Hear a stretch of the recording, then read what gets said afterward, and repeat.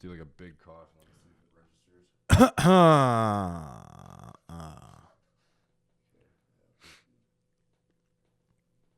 Okay. So, yeah, I guess this is episode 2 here. So, wedding's in 2 days. Jeez. Yeah. I think I discussed this part. We kind of got into that, and I was like, I wasn't going to get married till I was like 42. Right, yeah. And then, after party lifestyle for 2 years, and then pick up whatever for like 4 1/4 or something, then it was time to move on. I guess I don't know, people, they might have a misconception about, I don't know, well, me, you, or something. It's like, all we do is work, honestly. Yeah. Like, that's what we really do. If I had this wedding 10 years ago, there would be so many more people on my behalf there. Now, I grew up on the East Coast and we're on the West Coast, so it's different. Right. But it would be totally different. You'll find as you grow up, mature, and move on to what you want to do with your life, hopefully, most relationships will just fizzle out. There won't be like some big blow up and, never talking to you again. It's just sort of like they will just fizzle out, And sometimes one of the parties is kind of bitter over that because usually, I don't know. I think that's anyone who's truly successful is probably working, at least in their 30s, I'd say. Yeah. On their own thing, 12, 16 hours a day. Now you do the 36-hour days. Well, that's like, I shouldn't, but yeah, I do occasionally. Yeah. You're sitting there and then you think, well, I'm getting shit done and I'm awake. Yeah. Might as well just keep going. Yeah. And then before you know it, you're, we keep the same hours though. That's the funny thing. Sort of. Well, you're the only other person I know who's up at like absurd hours like I am. Yeah. 2 a.m. I'll be like, waking up. Call you in 15 minutes, just got up, or something like that. Yeah. I mean, I can text Derek at 3:30 in the morning and he's like working on the same thing I am. So I like being up really late because there's no distractions. Yeah. But at the same time, I feel, I don't know, you feel even more disconnected with the world. Like, I'm already feel that way because I, work on a computer at home. Right. But, like, even when I go to the gym and it's, like, fucking 4 a.m. or something, I'm, like, the only soul there.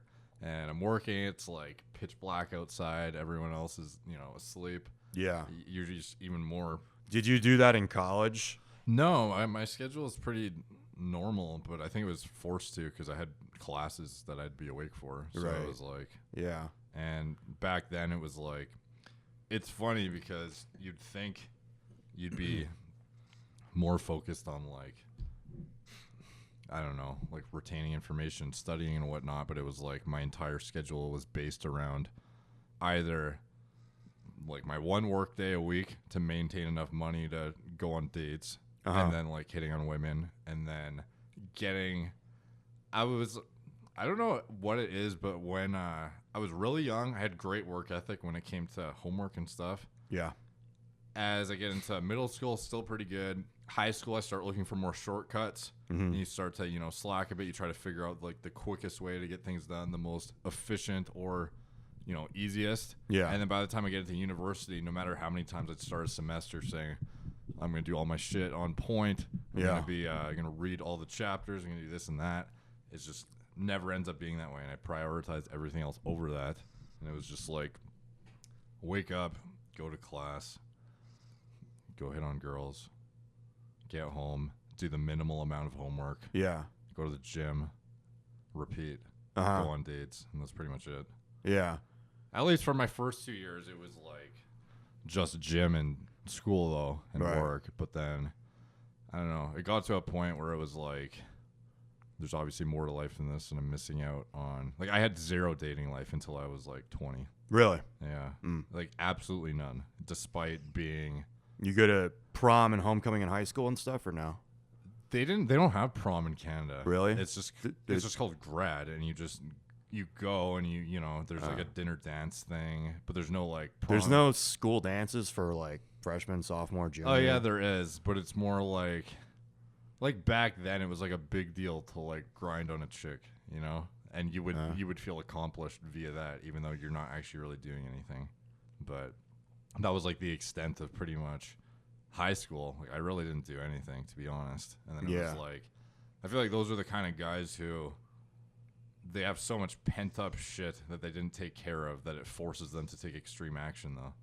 Oh yeah, which is almost in a sense a good thing, because the guys who get that like repressed and built up over it, if they actually take action, they're the ones who go to like the extreme of getting that phase of their life just demolished. They either shoot up a school or you know, hopefully not, and put it into something more productive. Unfortunately, it's probably the majority of guys that don't take care of it, and then it fucks with their head the rest of their life. Or they go about it the wrong way, or they postpone stuff. I think that's one of the big things for guys. I went to law school very briefly. I had no business in law school, but I said I was a Native American, so I got a scholarship to the University of San Diego. I had no business in there. I didn't want to be a lawyer. I wanted to get the law degree, and for some reason, people tell you that makes sense. It doesn't. But the thing that I learned in law school that was actually pretty accurate, and mind you, I was there for like 6 days.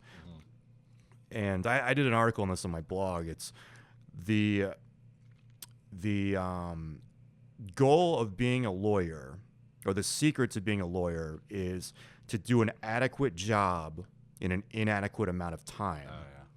And that definitely is for law, because you're going to be assigned 400 pages of reading to do within 36 hours for just like one course. And there's no way you can realistically do that. You're in high school, you're in perfect fucking timing, Jesus. For the lawnmowers. When you're in high school and college, like you can't, not only can you procrastinate and take care of everything the night before, but there is an adequate job, adequate amount of time to do an adequate job. Law school, life, it's not that way. It's really not that way. That's funny though, because it's like once you get into university too, there's less homework that's due daily, and it's more like there's 2 exams that are worth like 50% of your grade. And it just encourages that do nothing until the last possible moment, and then cram and you know, get as much as you can out of as little feasible time as possible. My entire university was pretty much do absolutely nothing for probably like a month and a half. Cram for a midterm. Do absolutely nothing for another month and a half. Cram for a final. And that was like the extent of each course. Yeah, I liked that a lot better than high school. High school was more, you know, regimented. It was harder. Agree, actually. Definitely. So a lot happens in those high school years, man. I the person I am today was really shaped in high school, and the fact that like I wasn't part of the popular crowd. I thought you were like sort of, or was that like you weren't like an outcast? The thing that people don't know about me, no, I wasn't an outcast, is I still am funny. Like I was like a dancing monkey type of funny. But just genetically, and then you throw in steroids, I become like hyper masculine. You know what I'm saying? And it doesn't really work with the funny thing. I mean, I say ridiculous shit like all the time. But I was like entertainment, like class clown dude up until about 10th grade. So I was liked for that. Chicks had no interest in me until like later on. But yeah, it was like that, and guys thought I was funny. I thought I was hilarious. Like people always wanted to hear what I had to say. And that's why I think that like the comedians out there, the stand-up comedians, they're the biggest fucking pussies. Like stand-up comedians do not do well with girls. They don't do well with, because they're essentially, they please people by making them laugh. You know, like that's what their thing is. And every other aspect goes out the window. It just they're seeking validation. They're like, oh, I just like to make people laugh. Like, no, you like to make people laugh because it makes you feel good, and that's fine. But I don't know. I can't stand comedy today. Like, really? Yeah. My the girl I'm marrying, like she was in acting and modeling, but into like comedy and like this sketch comedy, and I couldn't even go to her shows. I thought everyone was so fucking lame. Oh. And it's like this PC comedy too, you know? Yeah. That's just like it's stupid. It's like either the PC comedy or it's this other thing where the comedian is just trying to be as vulgar as they possibly can, which is Right. not funny either. It's Yeah. not ironic, it's not creative, it's not unique. They're just gonna say, like, it's a girl, like, I'm gonna say the word dick and pussy, you know, as many times as I want. Yeah. And the audience will be told to laugh because the little laugh light will come on. Right. They're not funny. I have a hard time. There's nothing worse than a comedian that's not funny. Yeah. You know what I'm saying? How come you lived in LA anyways? Like that, you had no aspirations of being like in the industry or anything like Personal that. training. Yeah, but like, why there? I don't get it. Why LA? Yeah. All right, so I was in law school real briefly in San Diego. I think you know this. Yeah, And yeah. then I left to go be part of a pickup program. Right. Yeah, and that was the first year in LA. It never occurred. Like, I know you lived in that mansion or whatever, or like pickup house or Wasn't quite a whatever. mansion, yeah. But after that, when you lived on your own, was it isn't LA just stupidly expensive? Like, did you think maybe I should just move somewhere else? And Yeah, or I was it did. like you built up the personal training thing sort of Different locally? than like the other. Well, yeah. I mean, it was like I moved to LA to fucking try to get laid. It's like this Right. personal training thing. It was like I was like that wasn't really the one thing I was into, and the difference about LA in my life was I had a good attitude when I moved to LA. Right. I did. I would just like fantasize about the West Coast and how much cooler the girls were. And to some degree, it's true. Yeah. But I had a fucking bad attitude when I moved to other cities. I really did. And that, it cost me. It's like, why did you go to 7 different colleges? Yeah. Well, because either beforehand or afterhand or during, I'd have a bad attitude about, like I went to Emory University in Atlanta, Georgia. Pretty prestigious school, not Ivy League, but definitely good. The girls were too ugly. I would broadcast that while I was there, very much. Yeah. And not a great attitude because I went to college to get laid. Like the other stuff, like, you know, like most guys are going to college to get laid. There's not that many people as a freshman or a sophomore that are thinking, oh, my career, you know, maybe pre-med, but and then I went to not just after Furman University in Greenville, South Carolina. And I went there and I was just like, all these people are fucking hicks. Ugh, can't stand being here. Transfer again. Yeah. And it was just, I had a piss poor attitude in my 20s. I thought I was better than everybody. Yeah. A lot of my lack of success too when I was younger was just like blaming external factors that had nothing to do with the actual outcome. Yeah. So Like what? Just like, oh, well, there's no parties, there's no like girls to talk to, and it's like there's like a fucking 100 around me, but it's just like I don't talk to them. Yeah. Or it's like, oh, there's nothing going on, this is boring. Yeah, one of the things was like you'd go to a party, be like, oh, fuck this, man, I don't know anyone Yeah. here. And then you go to a party where you know everyone. It's like, I already know all these fucking people. Yeah. And we go home and get on the internet. Yeah, there's like no pleasing you at that stage. I was always looking for like justification for why I'm not doing well, kind of thing. Yeah. But yeah, it was funny too because when I was 18 and I was looking for a university to go to, I was so under the impression that it was like, well, you pick a good school for girls and partying, and it equates to you having a sex life.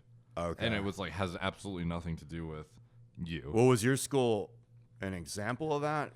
No, so in Canada, there's no like real college experience really. Well, there's a University of Victoria is on the island in BC, and they're known as like the party school in British Columbia. Okay. But I guess a degree from there isn't as acclaimed as some of the other universities that I was looking at. Right. But I was highly considering just going there legitimately because it's like the party school, and I assumed if I went there, oh, there's girls there and it's a party school, so I will have sex. But And for the majority of my first years at the university I did go to, which is just known as a commuter school, and it's like, there's no partying, there's no nothing. It's on like the top of a mountain where people just, they bus up.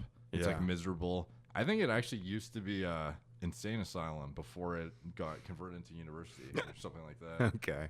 And it also has the highest suicide rate out of any university in Canada. Wow. Yeah. So it's like a pretty fucking dreary place. Ugh. But anyway, so like, of course, me with my mindset at the time, I'm not getting laid because I'm at this shitty school. Right. When it was like, the reality is, if there's women anywhere, you can just make it work if you, you know, apply yourself. Yeah, I use that excuse too, because between like different universities I went to, I would like take classes at different like community colleges and stuff like that, and it would be like, well, there's no girls here, so I'm not gonna get down on myself. I'm just gonna like go lift weights every day, every second. Yeah. So it was, yeah. But I think at the time I actually believed these excuses. Like I really did. Oh, I definitely did. Okay. I don't know. I like embedded it in my brain somehow, and I just would not blame myself. And it's like, if anything isn't happening, it's like your own fault, pretty much. Yeah. Most of the time. And for me, it definitely was, because once, I still remember I saw your video. I was probably at like one of the, I wouldn't say I was like depressed, but it was just like, you almost get to a point where you just like feel okay with nothing going on, and you just somehow justify to yourself that this is how life's gonna be. And then I saw your video. You're just content. Yeah, I was just like content with like lifting and juicing and tech and different shit going. Like you can entertain yourself enough to like not do anything ever. Yeah, and then you know, I joined the GLL forum and I started approaching and whatnot, and everything turned around in like a year. Actually, in like literally the first month, I did more than I had done in my entire 20 years prior. Yeah. And it was like, wow, it doesn't fucking matter where I am. It just matters if I'm making something of it or not. Right. You know? Like, I didn't club very much or like bar hop or. Yeah. There was no parties at my university. I'd been, I think in total, I had been to like one like dorm party thing, and it wasn't even a party. Like, this place is not known for that whatsoever. Yeah. And then everyone thinks it's impossible to get the college experience unless you go to like I've never been in person to a USA really like actual party school. Oh wow, we should go to like I was in a freshman dorm at University of Nevada, Reno. Just like 2 years ago in a freshman dorm. Now that sounds really weird, but we were taking a tour of the school, but they actually like let us go upstairs in the freshman dorm. These like girls like running around and stuff like that. Oh my God. I was like, holy shit. Given what I know now, you know, and just my outlook on stuff now, like this would have been wild. Yeah.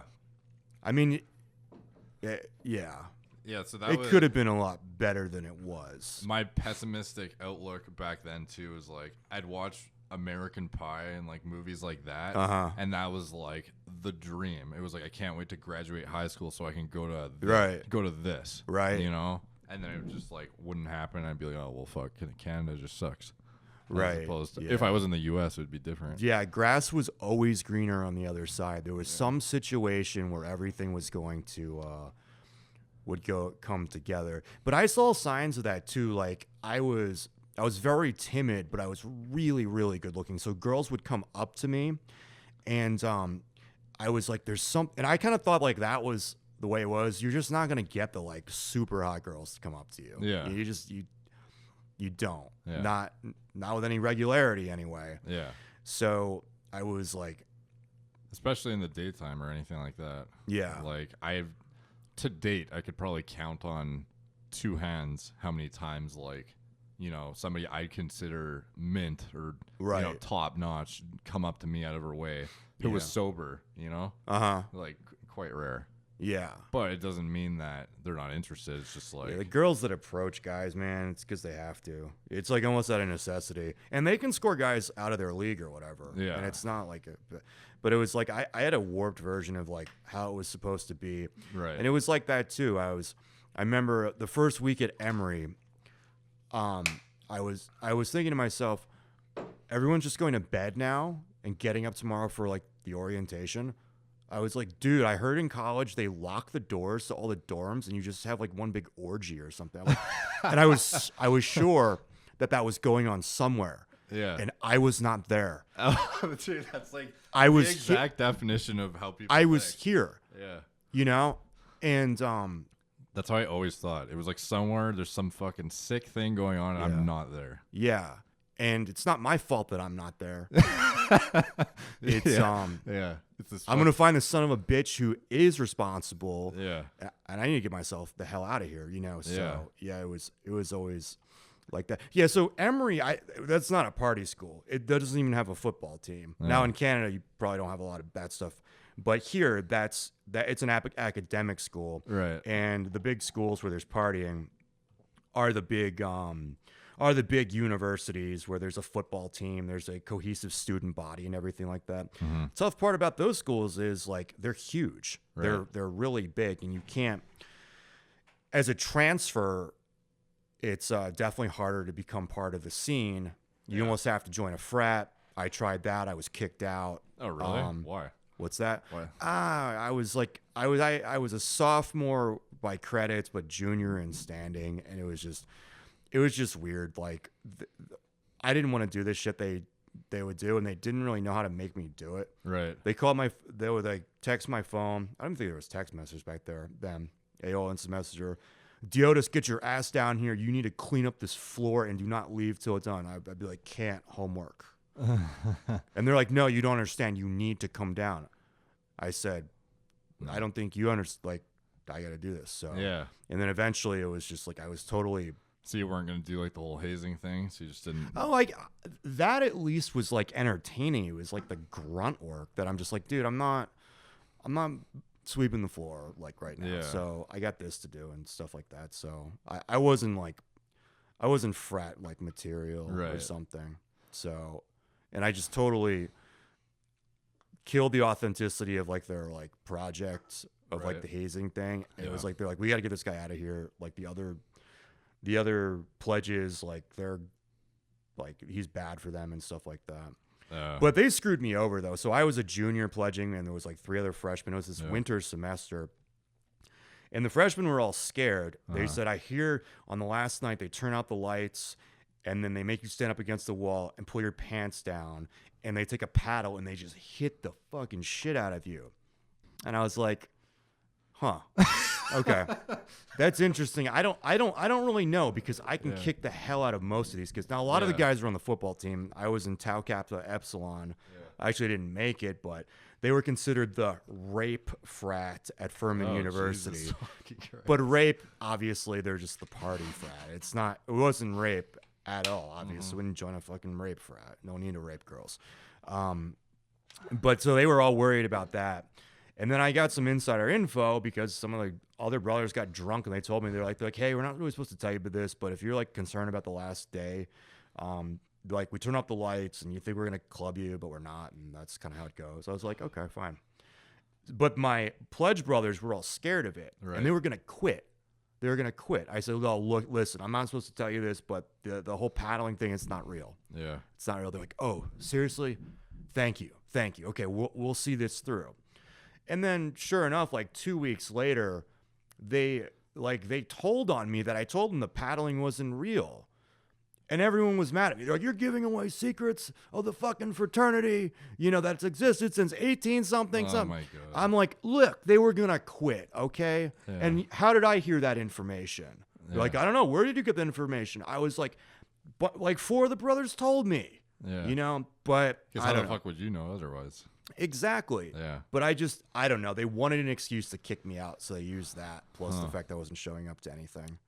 And that, honestly, I was like, it was a small school of like 2,000 kids. They hated me now. Right. And I could have joined somewhere else, but I was like, nah, I'll just leave this school. Because there's probably something going on better down in Florida. So I did. Yeah. What was the best party school of all? Or where, if there was a recommendation you had to make, where would you say was the best one that you went to? That I went to, or the best one overall? Both. Let's just say.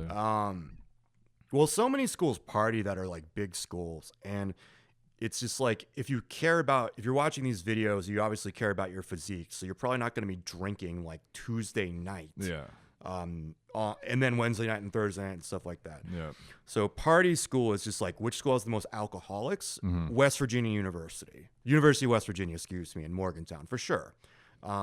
They do, but it's like so gross there. It's just like, I don't know. It's like, suppose there's nothing going on one night. You have an exam tomorrow morning. Like, are you going to be drinking Jack Daniels till 6 in the morning? Not really. Yeah. This doesn't make you feel good. So they're like the biggest party school, I think. The best one I went to, University of Florida, obviously, but that was the only big school. So like that definitely was. What do you think of Arizona? I've heard that's. And I was going to say the best school. I've always thought in my time for girls, Arizona State University. I believe it's in Tempe. ASU, is that what it's called? Yeah. Okay. ASU has the hot California girls that aren't smart enough to get into the UC system, like Berkeley and like all those kind of schools. Right. But their parents have enough money to send them out of state. Okay. So they end up at Arizona State. Huh. They end up at Arizona. They can end up at Arizona, but Arizona State, definitely there. Definitely there. So by the time you were out of the college system, had you gotten into approaching and whatnot? Right at the end, like, so I was studying for my law school exam, LSAT, and I came across The Game or something like that. Oh, when I first read that book. It flips you on. You flips your shit. Yeah, totally. And it's funny though, because it's like, in a sense, it's great because you realize all this opportunity that you thought was otherwise impossible, but then it sets you on this path of like fucked up PUA mindset. Right, exactly. Yeah, that is true. So I was like reading that when I was studying for my LSAT, and this switch just flipped, dude. Yeah. I was like, dude, I want to do what's in this book. Yeah. Fuck that book, you know? And at that time, I honestly just checked out of being like a lawyer. Right. I'm like, I'm going to do the Native American thing. I applied to a whole bunch of schools as a Native American, not as an American Indian. Yeah. Harvard told me, we want American Indians who have who carry reservation cards. Right. I was like, okay, what about a Native Hawaiian? They're like, no, but other schools may go for that. Huh. I said, okay. The ironic thing is I'm not Hawaiian. I'm not Native American. Yeah. But for its self-report, Yeah. what do you consider yourself as? Well, I consider myself as a Native Hawaiian. You know, So for college admissions, I consider myself a Native Hawaiian. So they like, I feel like even now, I wonder how they would, people like self-identify as Exactly. like weird shit. Like, Right. could you not just be like, I believe I am, Yeah, absolutely. Yeah, there's a law school, and it's like they'd get in shit for not like letting you. absolutely, and there's know? been lawsuits over that. I think That's insane. it was an Ivy school. I'm gonna say Columbia, or maybe it was higher than just this. Random average white kid said that he was black, and they found what. Continue what you just said. Yeah, you'd have to look up the lawsuit. I'm trying to think of the kid's last name, but he applied as an African American. There's absolutely no ties to that at all. Yeah. And I don't even think his essays talked about how he identifies with the African American culture. None of that. He just said he was black, and he got into school. I think he got a partial scholarship. What? Jesus. And then, I got a scholarship too for. Yeah, but it was like they didn't know, whereas for him it was probably pretty obvious. No, well, it depends on what era it is, because they don't necessarily see a picture. Now, if you're going to med school, which requires an interview, that's going to be a little bit different. So for you didn't have an interview or anything? No, but I came to the campus, University of San Diego, and I showed up there. And I feel like you could. I put on anyways. Tanner and stuff like that. Yeah. And my essay to like law school was like how like Hawaii needs a lawyer to like liberate them from U.S. imperialism, because the island of Hawaii actually was just stolen by the U.S. Right. And I was like, that's gonna be my goal, is to return Hawaii to the natives. God. Yeah, so like, nice. A legit social thing. Justice warrior coming. Yeah. So you're gonna give me money. Yeah, you're at least gonna let me into the school. I have no regrets about that. But I left in 6 days. Yeah. But it really didn't. I had to break my lease to move to LA out of the apartment I rented. But other than some books, like, it didn't cost me anything. It was interesting. Huh. If you could go back in time, what would you do different, if anything? Oh, jeez. Well, you start changing things in your life, and then you end up as a different person. So yeah, it's hard to say because obviously you have no idea if you'd end up in this situation. You very well likely wouldn't if you didn't go through all that stuff. So I guess it's kind of hard to say. Yeah, if I had and I still got laid in college, though. It just wasn't as much as like I thought I should. Yeah. And that's the interesting thing about when you get into bodybuilding and stuff, right? Is you develop this mindset where, well, if I get a great physique, that's what women want. Yep. So then that's how I'll get laid. And then you realize once you have this physique, it doesn't do anything for you unless you can talk still. Right. And then you have sort of like a half sense of entitlement, but half like you're just a pussy. Oh, dude. Yeah. No, exactly. Because once you feel you deserve better, but all those girls are like, you're too scared of them. Yeah. It's like, so you're not going to be, trying to hook up with average girls because you're too good for them. Yeah. But the tier that you want, like, it's like, you can't like approach them. So you're just hoping you get the introduction or something. Yeah. And then you just end up becoming, and then when you get like, so you're an inflated physically, emotionally bodybuilder. Yeah. And you happen to be good looking too. Once you do get that like 9 or 10 or girl that's like you feel is on your level, or realistically she may be even higher. Yeah. Like all that goes out the window, and you just start acting like a fucking pussy. Like you really do. It happened to me many times. It happens to most guys many times when they get a girl that they're like. Even if you tell yourself you're not going to too, and you're like self-aware, you can't help it until you have the experience through it. Right. Like there were so many times in when I first, even through the GLL stuff, like you undoubtedly, like I don't know if one-itis is still a term people use, but it was like We'll explain what that is. Okay, so if you don't know what one-itis is, it's basically when you get a chick and you're seeing her, or you're dating her, or you're in a relationship with her, or whatever, and you basically become obsessed with that one chick and you put her on a pedestal because you think she's, I don't know if necessarily better than everyone else, but it's more like you don't feel she's the greatest one girl in the world, and you're not going to get another one like that. Yeah, so your whole perspective of this girl is so skewed by the fact that you don't believe you could replicate the results of getting somebody on her level again. So then you get inevitably attached beyond the point of emotionally being healthy. So you're in a state where you're too scared to give her up.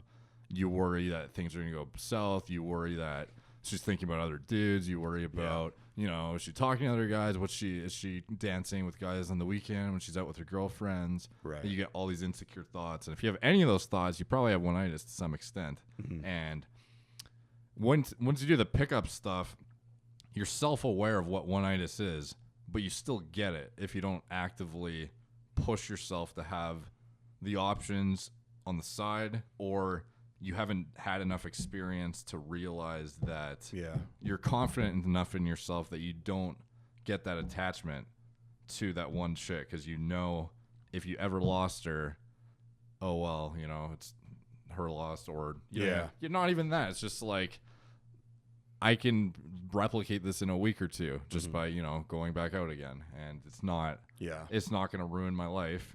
There's other chicks, there's more fish in the sea, but it's like you're more than capable of getting somebody on her level or better again, and you're fully aware of that. Yeah. So, and that's what you need to have like a good relationship anyway, or otherwise you're gonna end up going down that path to where it's just like it becomes such a needy person to that one girl. So. But the factors in like relationships are different than the ones like just random fuck buddies and stuff like that. Yeah. And I think that if I ever did a blog article on that, or a series or something, like that's what I would focus on, because or just like how to find like that like good partner. Right. It's all about emotional health and loyalty. Loyalty. And all right, so like an example where I knew that the girl that I'm marrying was different than other girls. Yeah. Was so for I think it was my birthday, and we were still just seeing each other. We weren't together or anything like that. And I think she was like a waitress somewhere or something.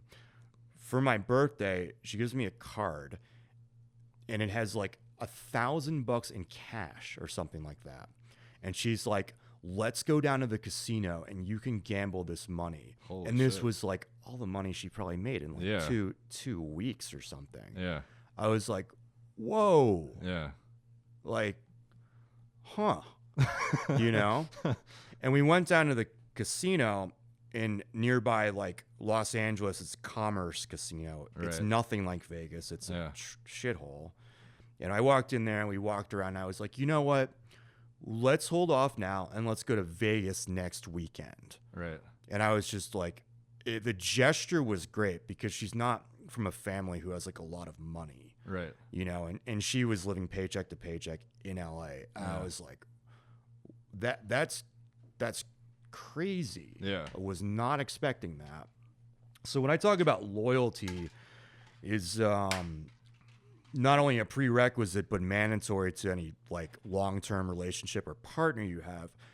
Most guys think of loyalty as like, oh yeah, she's not gonna like fuck another guy. Yeah. It's like, sure, that's part of it, but that should be a given.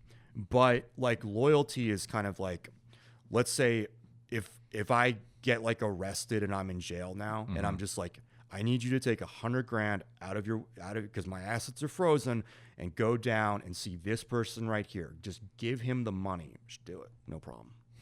Like, no question. Yeah. No question. Yeah, there's like a whole nother level between first, it's about getting high caliber girls Yeah. looks wise typically. Like when you're at that starting stage, you almost don't even give a fuck if they're like a bitch or you don't get along with them super amazingly and you don't like click. You're just happy to, you know, have sex with somebody who's more attractive than. And that attitude's fine. Yeah. And then it's like after you get past that point, you realize it's so much more about if you can depend on this person, how you feel like it sounds cheesy as fuck, but like, you know, emotional connection is way bigger beyond that first, you know, looks thing. And if you have both, then you're money. But it's like, it takes a while before, as a guy, especially in society now where it's such like everyone's so, I don't know if it's like abundance mindset would be a proper description, but it's like everyone's so untrusting of everyone and everyone's so like, so many games go on in the dating world where it's like, you know, people say something they won't say something on purpose because they think, you know, they don't want to come across a certain way to the person they're seeing. There's like so much mind fuckery going on. Yeah. It's like once you get to that, past all that bullshit and you like, you know, you can actually be emotionally healthy. That's like the number one thing, I think. Yeah. No, it definitely takes two. So loyalty might not be the right word. It's like just devotion. It's just like unquestioned. Like they legitimately care about your well-being as opposed to just like they're with you, you know? Yeah, I think that's like probably a good way to like put it. this. It's like my girl would never raise her voice to me at all, like ever. And she's not some like, you know, third world peasant who's like scared of me either. So it's like it's definitely a rare thing. So that's kind of but no, she's like the most emotionally healthy girl that I've met along the way at all, like clearly. And that was, and we have some stuff in common, but it's definitely not about commonalities. Definitely not about commonalities. You got to take the good with the bad. And what I mean by that is like there's not a perfect girl, but there's obviously some that are more perfect, and you can't hold what they may not be interested in against them. Like, for example, about this, like she has absolutely no interest in like watching historical documentaries. She doesn't give a shit what happened on the Eastern Front in World War II. Like she doesn't care. She'll listen to me blabber on about it and she'd be like, oh yeah. But she probably doesn't want to sit down and like watch the History Channel with me for 4 hours. That's fine. If she was like that, she probably wouldn't be like an attractive girl. So it's just like it. Yeah, you got to take the good with the bad. And I told her that too. I was like, I'm not gonna watch your Say Yes to the Dress show. Yeah, she knows that. She would never ask me to do that because if I did, I'd probably be a different dude. You know what I'm saying? Yeah. And I think it like occurred to her. She's like, oh yeah, no, that's good. Yeah.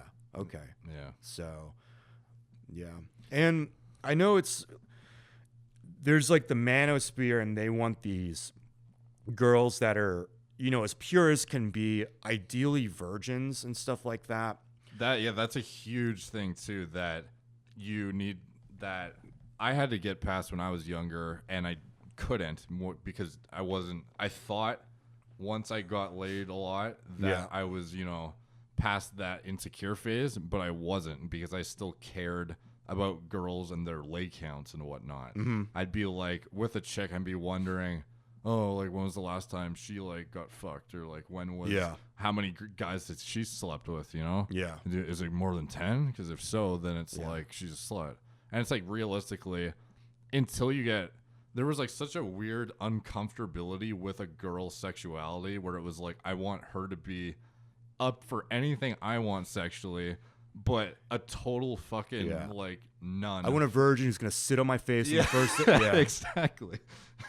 Yeah, and it's like, and then if you find out that they did something in the past and they bring it up, you're like totally off put, and you feel like weird about it, and you're caught off guard, and you feel insecure because she's like, oh yeah, like I've done this, and you're like, oh shit, you've had like a threesome, and you're like, fuck, that's like I can't do that, that's weird, I haven't done that yet, so this chick's like totally she's out of my league now, or I'm jelly that she or can she's do like a slut, and like I couldn't possibly be with this chick, no, I feel that, but the way to get past that, I never had like that so much more than some girls or about girls, like one of their sexual. I think it's different for everybody, but after you 50 girls or something, like you're probably ahead of them on lay count. Now you can judge them, and it's different for like a girl or whatever, but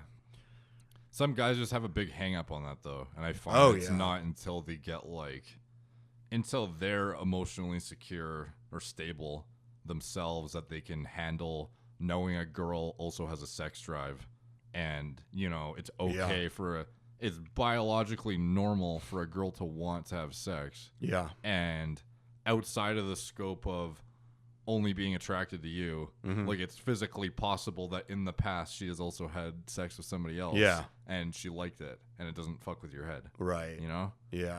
So that was a big hurdle for me personally, but once you get past that too, I think that's big, because you can't be, what's fucking good that beats that too, other than having experience, big dick. Oh yeah. Check out Derek's page on Bathmate, because seriously, it's just kind of like, well, you haven't had this, so and that was a huge thing for me too, because before Bathmate stuff, it was like, if you worry about that as well, and that's on your mind, even if you have a bunch of experience, that can fuck with your head too. Yeah, it can.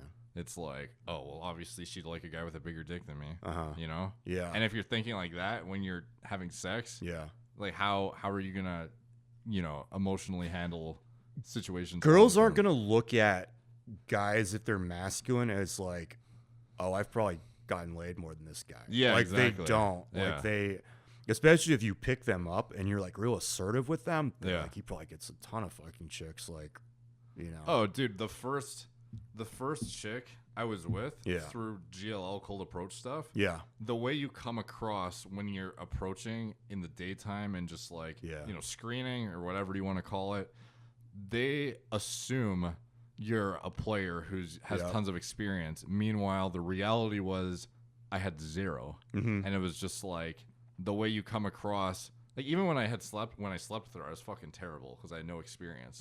But she assumed that I was like a fucking champ. Just the way you come across is huge in terms of how a girl perceives things, and she doesn't think of the same things you do, like you think that are important. You know what I mean? Yeah. Like things you're insecure about, it's very likely she's not worried about those. So that's what you guys all the time, like sexual anxiety. I haven't had that in the easy. I mean, one way to, like when you get a girl naked, or even when she's got her clothes on, like she's like, do I look good? She's caught up in her own head. Yeah. You know what I'm saying? Yeah. She thinks you're a player. She's like, oh, I guess my boobs are probably smaller than, Yeah. It's like they're not really focused on Yeah, and then all the guys thinking is, oh, like my dick's probably like, I hope it doesn't. Hope like, it's go. still there. Yeah, yeah, exactly. Hope I didn't. Yeah. Yeah, I hope it's good enough. Hope I don't last like 10 seconds. Yeah. Blah, blah, blah. I was fortunate that I never had an issue with lasting. I don't know what it was, even when I was brand new to it. But like, I know there's dudes who, when they first start, they're like thinking of spiders and like dead bodies and shit because it's like they're What to turn them off? Yeah. Okay. So they're like literally having sex.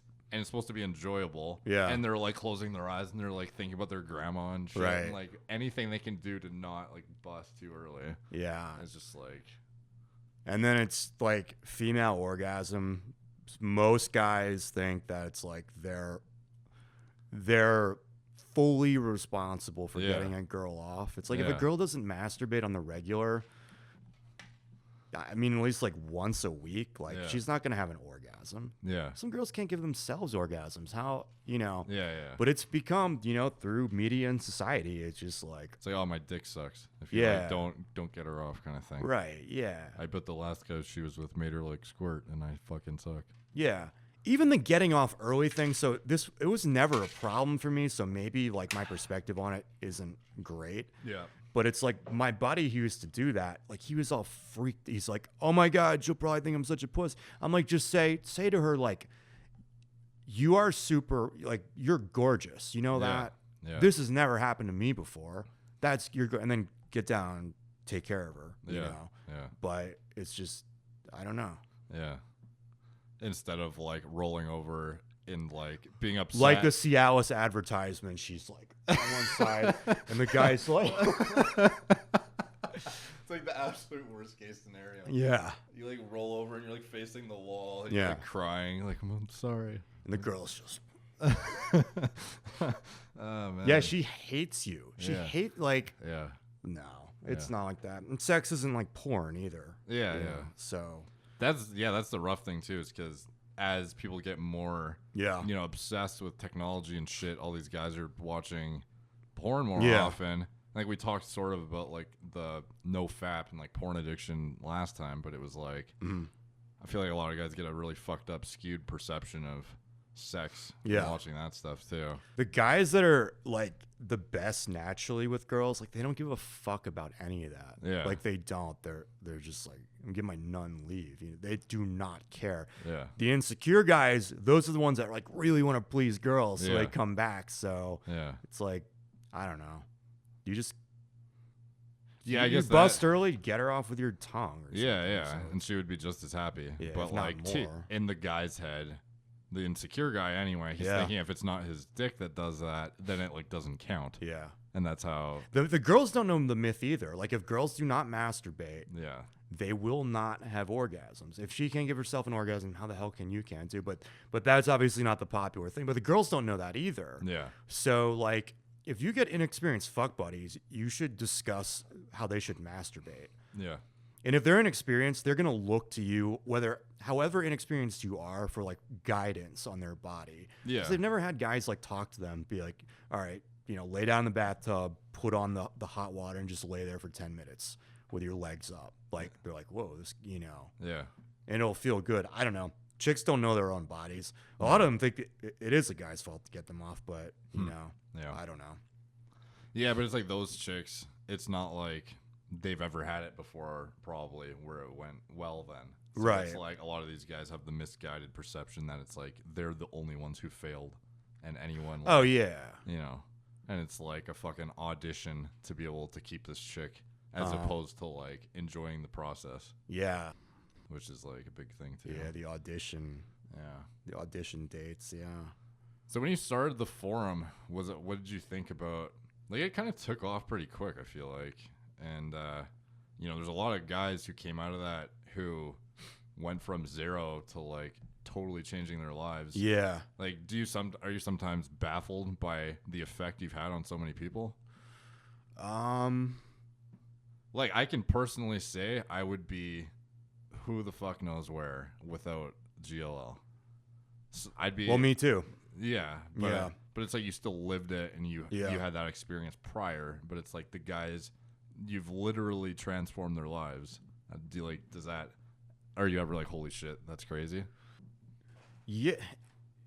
I don't know. I would say because it's just like the transformation for most of the guys who probably listen to you or listen to me, it isn't like a total 180. It's like they have like they have potential. Yeah.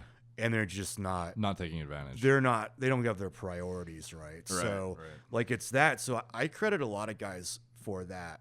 Although, I'm surprised how popular Good Looking Loser is or was. You know, I am. Yeah. Yeah, it's funny because it seems like just yesterday I was uploading like approach videos to the member section, like waiting for guys to like give me tips and shit. Yeah. I still remember it was like I was like 20 or 19 or 20 at the time, and I like put up some video of me hitting on some chick at an Orange Julius stand, and then you like commented on my posture or something, or you told me to do something. I was like, holy fuck, this guy just responded to me. I was like, anytime, because it wasn't, obviously you got more and more busy, so you posted less and less, but it was like one of the things when I had you comment on my logs back then, it was like such a fucking push to keep going. That's good. Yeah. Yeah. That's literally that site changed my life for sure. Yeah. Like I attribute so much to that. Yeah. I don't know if I ever would have done any of that otherwise. So I don't know. It almost seems like I don't believe in destiny or anything, but it was like really weird whatever compelled me to just like join there, because I had never thought of like, who would think of that? Just like, oh, let's just join this random ass forum of dudes who hit on talk to girls for no reason and just like make a log about it, you know? Yeah. The way we built up the forum, and I didn't get this idea from anywhere, I just thought of myself, like on every blog post early on would just at the bottom would be like, hey, if you want to talk to me, join the forum. Right. You know? Yeah. And in turn I'd have to talk to people, you know. It's man, that was just like a period of my life, and a lot of people like know me as that guy. Yeah. But it's you know, if you're living life correctly, you will go through stages. Yeah. It won't just be one thing. You know, the most interesting people living the most rewarding lives will do a whole bunch of shit. Yeah. They won't do just one thing. So if you feel like, you know, here I am quitting something else or something like that, it's like that's the way. You got to try a lot of shit, and if you're figure it out by the time you get 30, you luckily, you know, younger to figure it out. Yeah. You're doing things the right way. You really are. Yeah, I feel like a lot of guys, I feel like this stuff too, it's not like something that takes a decade to do if you do it properly. Right. I feel like if you just go hard for like 2 years, you can pretty much knock out the majority of it. Yeah. And like a lot of guys don't realize this, I feel like. I think that order is important too, because a lot of guys, they think I'm going to get rich and then I'm going to get girls. Yeah. But then what they are is like a socially insecure, awkward 35-year-old who has no experience. And then they feel weird about approaching girls too, because they're like the old guy. And it's just like this downward spiral of, you know, I feel like just getting that phase knocked out is just so important. And the order is, because you don't need money to really get girls. No, you don't need money to get laid. Money, and that's the thing, I think most people listening would know, money helps you retain girls, lifestyle, and different kind of stuff. But, you know, when girls see like a rich guy, they're not like, oh, let me fuck him or something like that. It's, I mean, maybe the gold digger types. And most girls think like, oh, shopping spree or something. You know? Like, and it's like realistically, if you're doing this for the reason of finding girls you'd want to be with, it's very unlikely that you would want them to think that anyways. Yeah. Like, I never want to be in a position where a chick is with me not because she wants to be with me, but because she's getting like a monetary thing out of it. Yeah. So that's one thing that's changed in my thing. When I started dating the girl I'm going to marry, I didn't have any money. Yeah. Like, I really didn't. And we definitely were living when we moved in together, like really humbly. Yeah. We're talking like $2,000 a month type of thing. When we moved here, that was possible. In LA, it was more like, you know, $4,000 or something. But so it's a different ball game. But still get your prenuptial agreement. I did not not a great topic, but it helped me. Necessary for sure. Like, Yeah. I don't think it should have to be as awkward as people make it. You know? 'Cause Yeah. It's just like a protection thing. And Yeah. it's not like you're implying something won't work long term if you get it. Right. It's like, you know, just a legal precaution. Yeah, long ago, I mean, this could have been before we were even boyfriend and girlfriend. I told her that when I get married, I'm going to get a prenuptial agreement. Too many couples break up. And she was like, oh, yeah, it makes sense. Yeah. And never changed her tune on that at all. Yeah. So, you know, that was good, because I bet it will be a pretty awkward situation for a lot of guys trying to bring this up out of the blue or something. But yeah, the thing about it is, though, if she wouldn't be up for a prenuptial agreement, she probably wouldn't be a girl I would ask, you know, to marry me. Exactly. So it kind of goes hand in hand. Yeah, that makes sense. Yeah, so they should know early on, like, that's what it's gonna be. I feel like that was one of the things that you probably got to you got so busy with work before you made it to that part of content kind of thing. But that was one of the main things I always wondered too, is like past the okay, well, I'm in a healthy relationship, now what kind of thing. Yeah. And like marriage. I guess you're still in the process of getting married, so you maybe wait a few years before you write about that, but yeah. No, I mean, like, there's different structure, you know, not legal advice, but I learned a lot about prenuptial agreements and different things like that. Well, I wrote about it on the blog in my interview with Cernovich, because he was familiar with prenuptial agreements, but you know, you're going to want your separate bank accounts, and there's going to be a family bank account, and you're not going to fill the family bank account with a bunch of money, because that's 50-50. Yeah. There's two things called separate property, that's your property, and community property, which is family property, which is going to be split 50-50. Other things, there's no such thing as not paying child support. You're mandated by law to pay that, so that's not that. Alimony is a different story. So, you know, and if you have kids with a girl, it's like you shouldn't be the father that just, like, you know, doesn't help those kids, even if she gets like custody of them. Yeah. So right. Yeah, but at least in Idaho, the prenuptial agreement can go out the window if one person cheats on the other one, if one person's an alcoholic, if one person, it's like usually the guy on these things, you know, assaults the other person. So there's some things that will nullify it. So, you know. One thing, so obviously when you were in your mid-20s, you were really into real quick, it doesn't nullify my whole thing, but it cuts the amount of money in terms of, like, if there was a divorce or separation, either doubles it if I do something like that, or cuts hers in half or zero. So you don't want to incentivize divorce, and that's what I was kind of worried about. But you know, it's worth getting. Yeah, for sure. I'm shocked that anyone doesn't, to be honest. Especially, what's the divorce rate now? Like over 50%. Over 50%, yeah. Like, it's kind of insane if you think about it. It's terrible. You have these people who are convinced they're going to be together forever, and over 50% of them don't. Yeah, within like the first 5 years or something. Yeah. Fuck, that's crazy. That's the thing, though, too, is I feel like I don't really know if necessarily relationships were better 100 or like 50, 60 years ago, or if it was just people were more tolerable of each other, which would be kind of interesting. They got married for different reasons. It wasn't for love. It was like a family arrangement, or, you know, some sort of financial type of, you know, thing more so. Right. And I don't know if they granted divorce as easily. Oh, really? Yeah, because it's just like, I mean, I'm not sure. I shouldn't talk about something I don't entirely know about. Yeah. It just seems like there was some, like, burden of proof that you needed a divorce. It's almost like in Islam. Like, women can't, like, divorce their husbands unless XYZ. But women were helpless back then. I didn't even know that. Yeah. Fuck, that's brutal. Yeah, no, it's especially when it's like arranged marriages too. Yep. It's like you're double fucked. Right. It doesn't even enter their head. Jeez.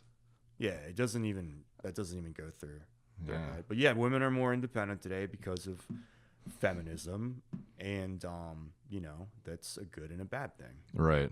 Yeah. Doesn't help the divorce rate, but it's good that women can, you know, they can be their best selves because it makes them a better partner, honestly. Right. Yeah. So in your mid-20s, obviously you're pretty into the bodybuilding stuff, and it had a pretty, I'm sure it had somewhat of an impact on your overall results, but I feel like you've kind of realized that you don't need to be 240, 8% or like whatever to get girls. You don't need to be like Mr. Olympia.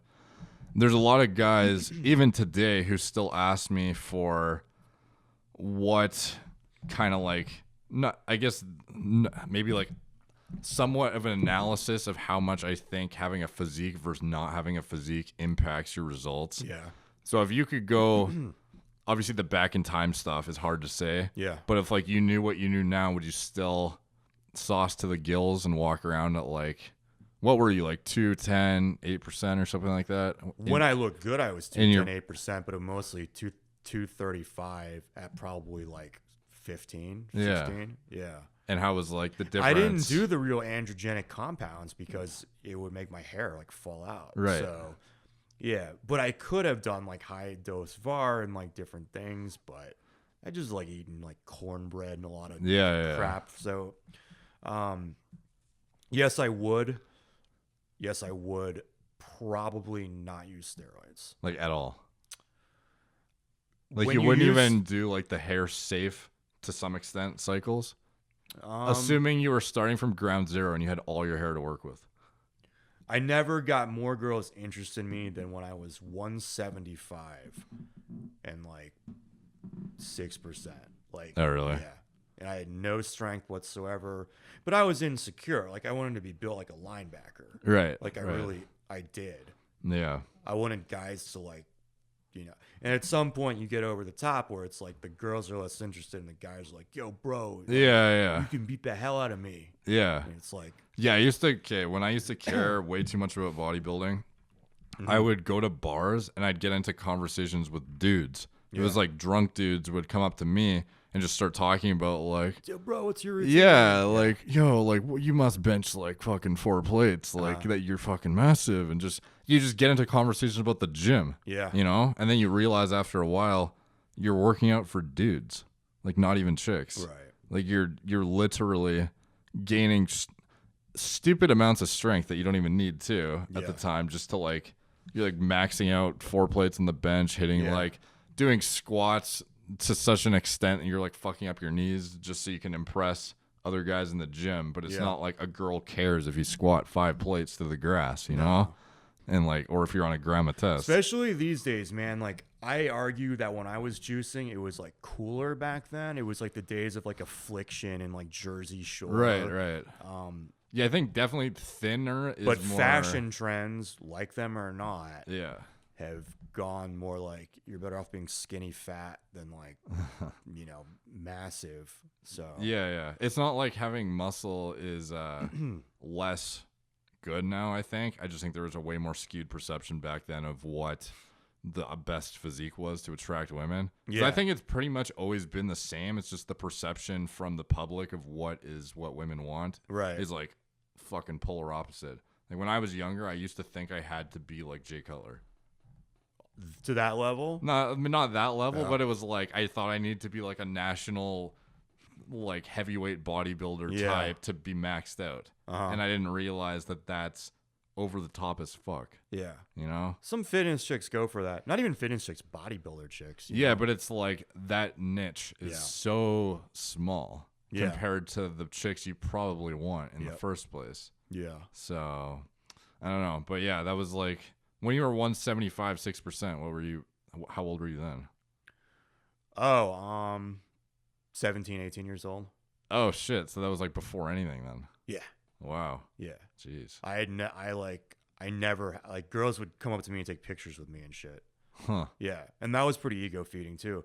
I way overdid it, man. Yeah. I really did. But it's like, you know, going back in time, et cetera, like I really,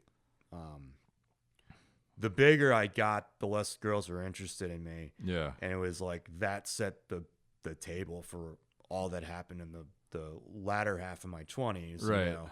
Yeah. So it wasn't an option, like steroids and bodybuilding. I think I really would have been depressed because, you know, I was living alone. I was in a new city, big school, small. I don't know. Yeah. It was like the gym was like the thing that I did good. Right. And yeah. I enjoyed myself in it, pump up and feeling like I was being productive. I'm Right. like, all those kids are out partying now, and you know, I'm bettering my physique. I'm taking liver tabs. Yeah. Yeah. So yeah. And it's funny because it's like the perspective of I'm living a healthy lifestyle, but it's actually like unhealthier than a guy who's slamming bottles at the club. Yeah. You know, you're like slamming D-ball and you think you're living the fitness lifestyle. Right. And you're just like walking around with high blood pressure and fucking eating up liver and shit. Yeah. Jeez. Even now, like I'm like 195 or something, but I'm probably like 18-20% body fat or something. So I would still want to lose like 20 pounds. I don't know. Yeah. Yeah. So yeah, being lean is definitely the main thing. But yeah, I had a big. Maybe I still do, honestly. I probably still have a skewed perception to some extent of what is necessary. But it's like nothing above and beyond. When you say necessary, what do you mean, though? I don't mean you've gotten hot girls, so there you are.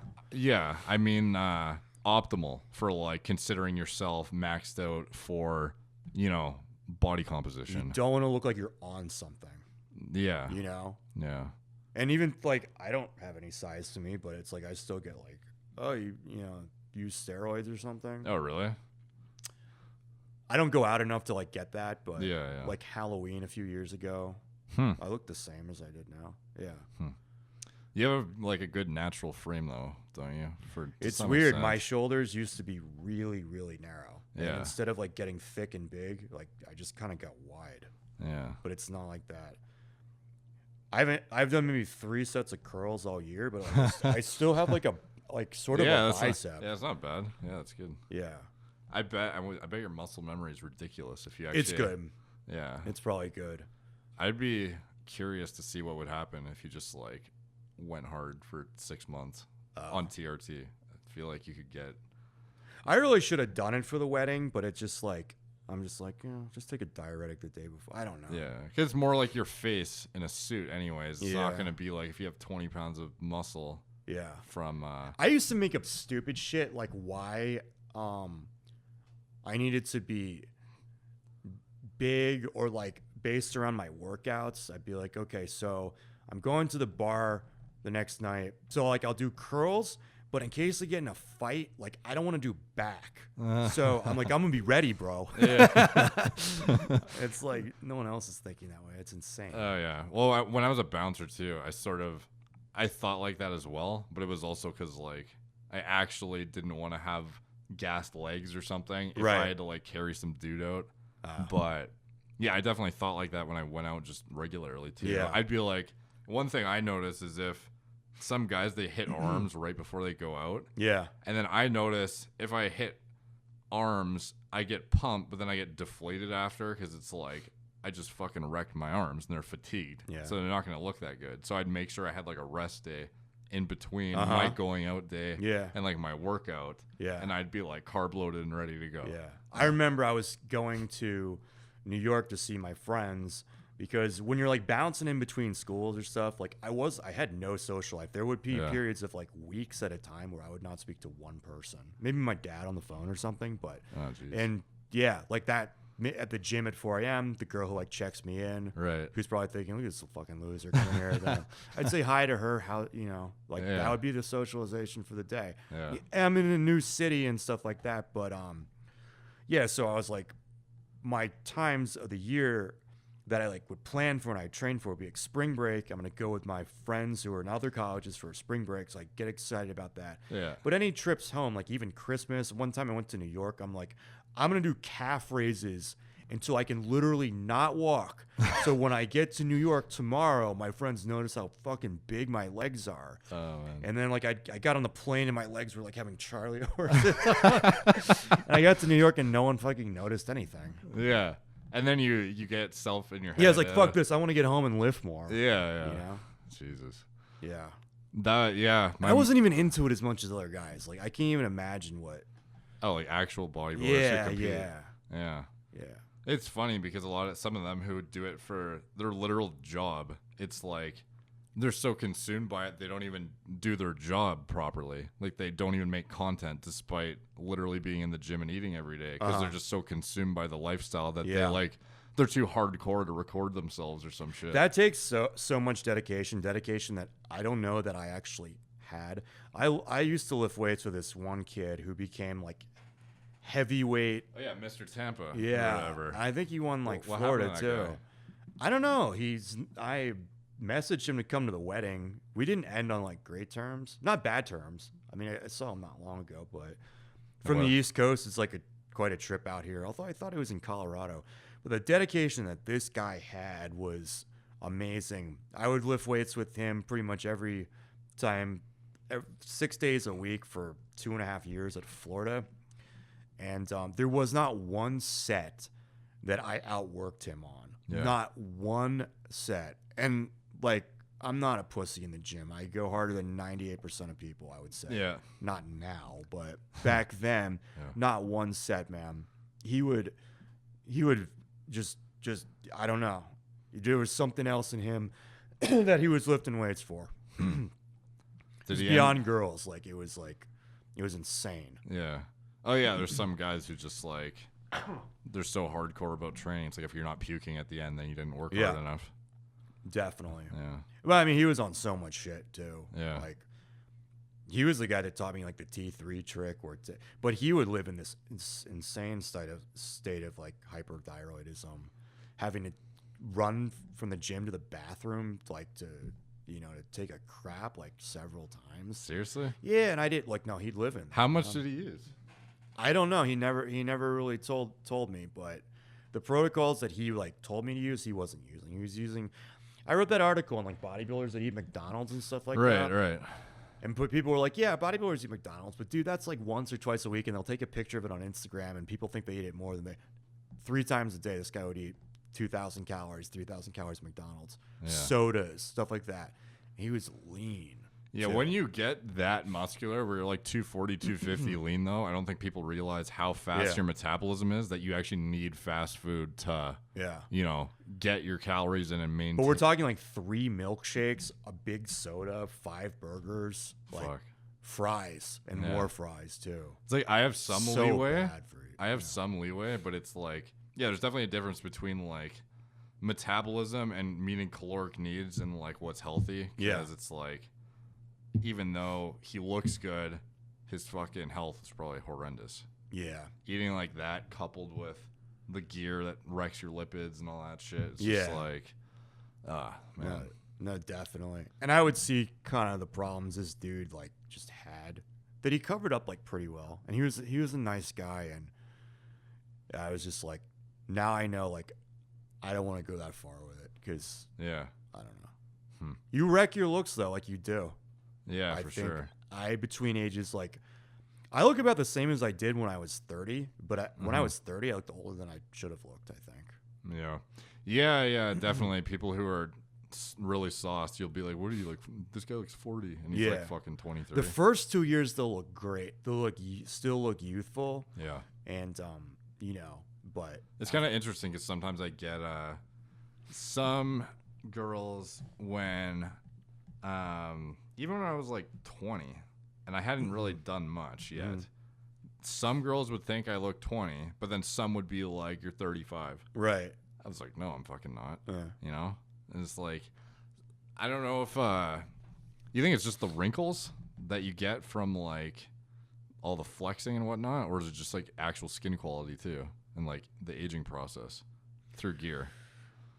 When you are bigger, no one guesses that you're in your young 20s. Yeah, right. That's one thing too, for that sure. Too. If you're like an 18-year-old who's 230, there's no way you could be a teenager. Everyone's gonna assume you're like 30. Yeah. Because you just correlate being like a man with muscle, sort of. No expression lines on your face. I've had these here, so people think I'm always angry and stuff. Those have been there since high school. That was before gear. Oh, really? So yeah, but you start juicing, like you're face muscles get really strong too, and they crease hard too. Yeah, I don't think people realize that, and that's a big thing because it's like, I forget what the statistic is, but it's like the face, like people don't realize the face is a muscle in general. Yep. And when you take gear, everything's growing everywhere. Yeah. Even though you're not resistance training your face, you're making these hardcore expressions in the gym. Yeah. And they eventually, there's a saying, it's like you make that face long enough, it'll stay that way or whatever. Yeah. Yeah, with gear, it's like if you force these creases into your face, eventually they're gonna leave marks. Right. You know? Yeah. I remember the first time I got Botox, and I kind of wanted to just see what it would do. I think I was like 26. Oh yeah, it's before I moved to LA, I think. And I was still not hardcore into stuff, but I was still taking like 750 tests and then running orals like every other month or so. Yeah. Which is a lot, really. I used to have such a skewed perception of what amount of gear was necessary to make progress too. Like I think the standard newbie cycle is like 500 megs a test. Yeah. Which is like nothing. Considered nothing, but it's like 20 times your baseline, which like a lot of people for don't. Newbies that would work, but like for you that's like HRT. Not really, actually. Like I maintain this on 125 a week. Okay. And this is like, that was kind of my realization where, wow, I probably used more than I needed in the past. Because I used to think, oh, if I'm not on a gram of test, then I'm not going to get anywhere. But I started to realize it's like your demands for drugs increase as you get bigger. But if you're a fucking newbie and you take 500 tests. Oh, yeah. You could grow just as well off like 300. Yeah. You know? I did, so my first like injectable cycle was 500 tests, 400 EQ. Did absolutely nothing for me. And I thought, because I was underrating these orals I was taking ahead of time. Right. 1 AD, 1 test, 4 AD, M1T. Like those are all super powerful. Yeah. So when I got to injectables, I was like, oh, here's the real thing, baby. Here's the real thing. And I just got so fat that summer. It was like 42-inch waist. I was strong though at that time. I was then. But yeah, so I wasn't like an actual newbie. Like I'd run 7 cycles of like, you know, M1T. Granted, they're like 4 weeks long, but that's not nothing. Yeah, right. Yeah. Right. Yeah, I used to have that. I just get like stupid fat too. Just when I got the Botox though, and this was the first time, and I was still sort of into like working out like 5 days a week, not as hardcore, but they put the needle in my forehead, and that's normal. Yeah. And you could hear like it was scar tissue, like the muscle it was going through. And the lady said to me, she goes, you have the strongest muscles. I can't even get this like pin down in your forehead. And I was like, whoa. Huh.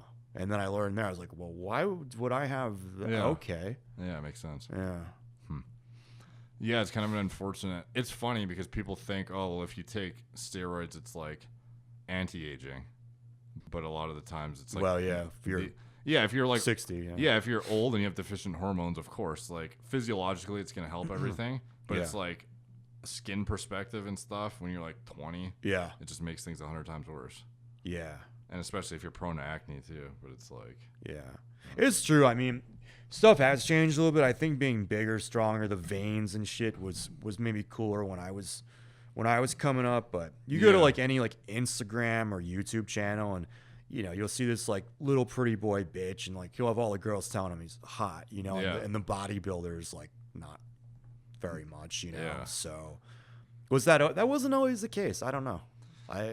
Not as much. Well, yeah, there's definitely a shift away from like bodybuilders dress like they're retards though. So that plays a role too. So, yeah. I mean, we talked about that before. Oh yeah, they a lot of times sell themselves short too because you have this amazing physique and you're in a fucking stringer and like stained fucking holding a gallon of jug as you walk around the mall. Yeah, and you're wearing like baggy ass like track pants and you're just like in your atomic shoes. You have like a fucking hat on because you're balding. And it's just like it's just a bad scene all around. Yeah, definitely. It takes fucking real discipline. I mean, you had it to be competitive. I don't think I ever wanted to do that. I always wanted to like I don't know, build myself up to like play sports. That was Right. the thing of trying to Right. play football. But I was lifting like a bodybuilder to try Yeah. to try to play college football and snap my leg the first time I got on like grass. So Yeah.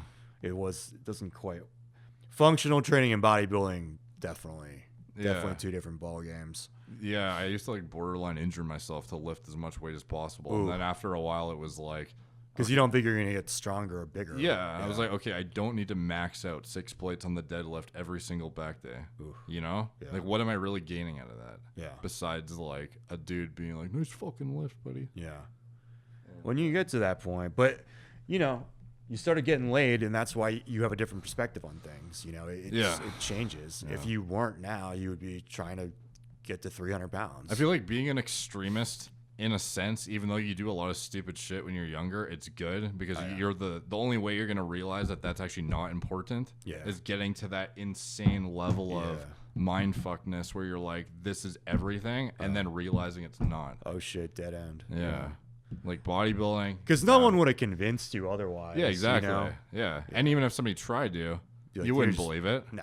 My mom used to tell me, you look terrible. Like, I'm like fucking holding 30 pounds of water in my face.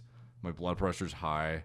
I'm like 20% body fat plus, but I'm huge. And I'm eating like fucking weight. You'd be like, listen, Mom, Yeah. I'm just bulking right now. Yeah. Gonna cut. Yeah.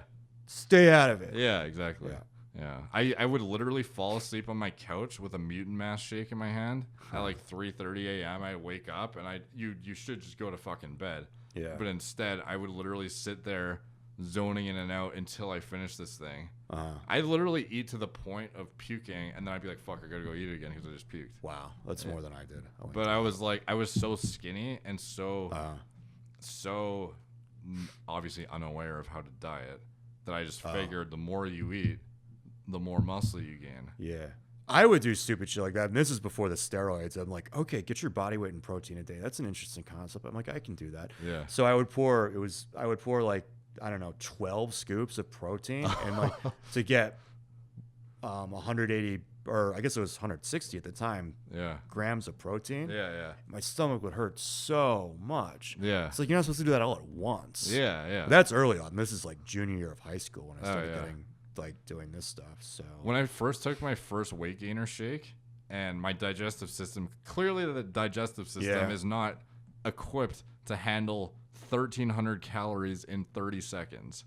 You know what I mean? So I'd chug my Mutant Mass or whatever with milk, because of course it can't be water. You gotta get extra calories. Yeah. I literally had to lie down on the sidewalk for 20 minutes on my way home. On the concrete. Yeah, and I was like, well, I walked back then because I didn't drive. I was so young. I literally had to just like lay on some guy's front lawn. Cars are like pulling by. It's like, that's, son, look at that. Yeah. You don't ever want to be that. You're holding your shake. Yeah. Yeah. I'd like walk to the mall and get these like 15-pound bags of weight gainer and just like walk home. And Yeah. it was like, And you felt like you were going somewhere. You know? You did. Yeah. you had purpose, and it was like, Yeah. That purpose isn't underrated. That's why bodybuilders, if they can redirect their focus, because let's face it. oh, if you can do that to that extreme, and you Yeah. like focus that on women, and then you Yeah. focus that on money, and you focus that on anything, Yeah. you can pretty much kill it. Yeah. in But any they're aspect. still focused on the weights and the diet and the lifestyle to get the women, to get the money. That would be Yeah. tough, man. If I was trying to be a bodybuilder and it's just like I either didn't respond that well to the drugs, or genetically I couldn't. I mean, I don't have a pro bodybuilder physique, so. But if I was trying to do that, that'd be very frustrating. I'd be like, you got all your eggs in this one basket here, and you swear that it's gonna bring you all this other shit. Yeah. I mean, it's just like, I don't know. Yeah, it's something that sucks. I'd be emotionally and it's like, distraught. Yeah. Yeah. It's like a harsh reality for some guys because they're so in love with the process in bodybuilding. Yeah. But they don't realize that it's like, you will know after like a cycle or two if you have elite bodybuilder genetics. Like if you take, a gram of test and you can't even compete at like an entry level show, and you're just like, everything's on point, everything's perfect, and you still don't have like a competitive physique. Like, I know guys who take like grams of shit, and year in and year out they're grinding at like regional shows because they think they have these high aspirations of becoming like a professional bodybuilder, and it's like, it's not in the cards. Right. It's one of those things that sucks because it's like, with women and the other stuff, it's like if you dedicate your entirety of your focus to it, it's far more likely that you'll succeed than with bodybuilding. It's dictated almost entirely by genetics. Yeah, which is funny because people would say it's the other way around, you know, who didn't know better. Yeah. I think there's a lot more leeway with money and women probably because it's like those are things you can develop. Whereas with bodybuilding, it's like you can max out what you're given. Yeah. But it's like if you don't have good drug response. I was just going to bring that up. I used to not train with, but he went to the gym. King Kamala used to go to the gym. Oh, fuck. Yeah. And I didn't really know who he was, and then I found out, and he's got a really hot wife, though, actually. Oh, yeah. I don't know if they're still together, but that was, like, he's done well for himself, even though he's among, like, the top pros or whatever. They consider him, like, kind of a goofy guy or something. Yeah. I don't really know if he's still competing. But he's long gone now. Really? Okay. Yeah. But he still is like in the influential. Yeah, he talks on like he does interviews and stuff, and he's like he coaches, and like he's like a guru now. It's someone who had seen him just come up from like when he was like 11 years old at this gym in Northern Virginia. Oh, really? Or just like I knew Salah or whatever his real name is. His real name isn't King Kamali. So since he was 11 years old, and he goes, he actually didn't have like bodybuilder genetics. He goes, that guy just responds to the drugs better than anyone, and that's he goes, he doesn't look like that, you know what I'm saying? So, and I was like, and the guy was telling me, he goes, that's at some point it's not actually about your natural genetics, it's about your genetics and how they respond to the drugs, not your natural physique. You get someone, I guess, like Jay Cutler. I shouldn't be talking about bodybuilding. I don't know anything about it. But he's a guy who's a genetic freak who responds genetically insane to the drugs. So. I think that in itself is like being a genetic freak, though. Because it's like... Yeah. So there's one thing. There's like the muscle insert. And obviously if you have like horrible structure, it's like one thing. But then if you have good structure but you have poor drug response, you could be like... have the most potential in the world seemingly as a natural athlete, but then you take some gear and it's like you barely gain anything. Yeah. And that's where you get a lot of these guys like the men's physique guys who they look amazing and they're top tier for what they're doing because of their structure and they just look great. Yeah. But they could take the same shit, and they likely do, as a lot of these open bodybuilders. They'll never get as big because of the lack of drug response. But their structure... So it's like there's two things when it comes to genetics. Yeah, there's two ball games. Yeah. So it's like if you have both, you have the structure and you have the drug response. That's where you get like Phil Heath or like Kevin Levrone, or you get like Flex Wheelers and Ronnie Coleman, stuff like that. And then there's like the men's physique class. I swear is just like literally dudes who have good structure but didn't have the drug response needed to be good open bodybuilders. Oh, really?